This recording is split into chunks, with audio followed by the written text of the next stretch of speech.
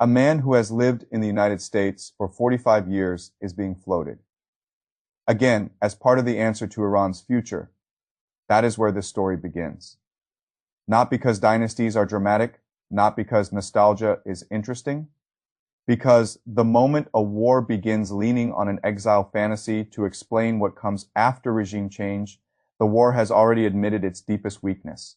It does not have a real post-war design, and once a war loses the future, the present starts unraveling too.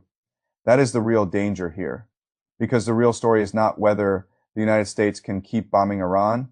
The real story is that Washington still cannot describe the political world it expects to exist after all. That bombing is over. And if you cannot describe the post-war order, then you do not have a serious war strategy. You have a sequence of strikes attached to a hope. That is why the entire conflict keeps collapsing back onto the same hidden center, regime change. Every official sentence keeps trying to dance around it. Every actual logic inside the war keeps returning to it. Destroy the missiles. If the regime survives, the missiles come back, destroy the drones. If the regime survives, the drones come back, destroy the enrichment path. If the regime survives, the enrichment path comes back, break the connection to Hezbollah, Hamas, and the Houthis. If the regime survives, those relationships come back too. That is why regime change is not one possible objective among many. It is the buried requirement underneath almost all the others. And the moment you say that plainly, the whole structure starts to crack, because then you have to answer two questions. No one in Washington has answered in any serious way. Can you get regime change? And what replaces it if you do? Start with the first one. Can the United States and Israel break the Iranian regime from the air without boots on the ground, in a way that produces durable political collapse rather than simply staggering destruction? There is no strong reason to think so. Air power can pulverize targets, it can kill commanders, it can turn infrastructure into rubble. What it cannot reliably do is build a replacement state in the space left behind.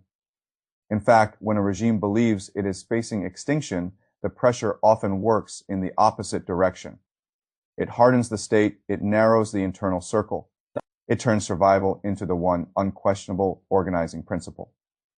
That is not victory, that is entrenchment under fire. Now take the second question. Suppose somehow the regime does break. Then who takes over? Who governs the ministries, the cities, the security services, the military remnants, the ideological apparatus, the patronage networks, the revenge cycles, the wounded political class, the armed factions, the public panic? Where is the internal pro-American structure prepared to rule Iran in a way that aligns with the goals Washington claims to want? There is no serious answer. And that is why the conversation keeps drifting toward figures whose very appearance in the discussion is proof of strategic emptiness.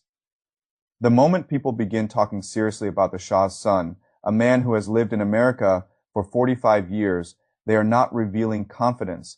They are revealing the absence of a real design. A post-war order is not a famous surname. It is not a memory. It is not a family tree. It is an internal governing architecture with legitimacy, coercive depth, institutional capacity, and some believable relationship to the society it is supposed to govern. That does not exist here, and that is why the war already looks hollow at the center. Now, look at the rhetoric. One day, the war is about enrichment. The next day, it is about missiles. Then it is about deterrence. Then it is about Israel. Then it sounds like regime change. Then it is not regime change again. Then the Iranian people are invited into the streets. That is not strategic flexibility. That is a government trying out one explanation after another, because none of them can bear the real weight of the war, honestly. And that is why one line from the source remains the most devastating in the whole document. The United States cannot win this war in any meaningful way. Iran only has to survive. That sentence is the key to everything, because it tells you that the two sides are not actually fighting on symmetrical terms. Washington needs transformation. Tehran needs continuity. Washington needs a political destination. It still cannot define. Tehran needs to avoid political death. One side needs to build a new world. The other only needs to outlast the fantasy. That is not a balanced contest. That is a contest rigged in favor of the side with the simpler objective. And this is where the military picture matters, Too much discussion still treats Iran as if it is already functionally gone. That is wrong. Iran is damaged, Iran is degraded, but degraded is not gone. A state does not need full strength to make a war strategically punishing. It needs enough residual capacity to deny the stronger side a clean finish. Iran still has that. Enough missiles, enough drones, enough launchers, enough hardened sites, enough regional pressure points, enough will, enough geography, enough to keep making the stronger side spend. That is the point Washington still refuses to face. It can keep destroying things, but destruction is not the same thing as closing the war. On terms it can honestly call victory. And every day, the war continues without a believable political ending. Iran's threshold for success gets easier to meet while America's gets harder. Now add the inventory problem. This matters more than rhetoric. The United States does not have unlimited weapons. We already learned from Ukraine that stockpiles are finite. Production takes time, and long wars expose industrial weaknesses the political class would rather not discuss. Now place a consuming war in the Middle East on top of those existing pressures, while still claiming that China in East Asia remains the long-term pacing challenge. That is not strategic freedom. That is strategic compression. And a compressed power is easier to bleed than it likes to imagine. Iran does not have to beat the United States militarily. It only has to survive while Washington keeps burning munitions, time, strategic bandwidth, and credibility on a war it still cannot politically define. That is enough. That is why I think the war is unwinnable in the only sense that matters. Not because America lacks destructive capacity. It does not.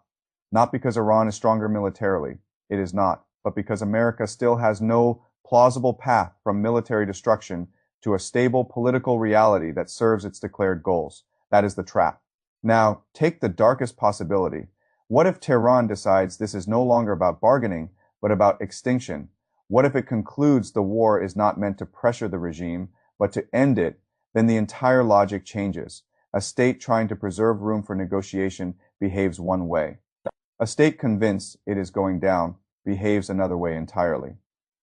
Then the question becomes not how do we survive intact, but how much damage can we still spread before the end? That means Gulf energy. That means ports. That means desalination. That means shipping. That means Hormuz becoming a wound instead of a bargaining chip. This is where the war stops being a campaign and starts approaching ruin logic. And that is why so much of Washington's public language sounds bizarre. This is not really a war. We are finishing it. We are setting the terms. Boots on the ground are not ruled out. Those are not the words of a system with a clean strategy. Those are the words of a political machine trying to keep moving while the strategic center remains empty. And that is the deepest problem. Not that America is weak, that it is strong without a believable future attached to its strength. That is how powerful states get lost. Not when they run out of force, when force outruns design. That is exactly what is happening here. So how does this end? Maybe there is still an off-ramp. Maybe both sides decide the costs are too high. Maybe the White House eventually chooses to declare enough and step back. But even that becomes harder with every strike, every promise, every widened expectation, every deeper tie to Israel's logic of escalation, and every extra day in which the political destination remains undefined. That is why I think the real shape of the war is already visible.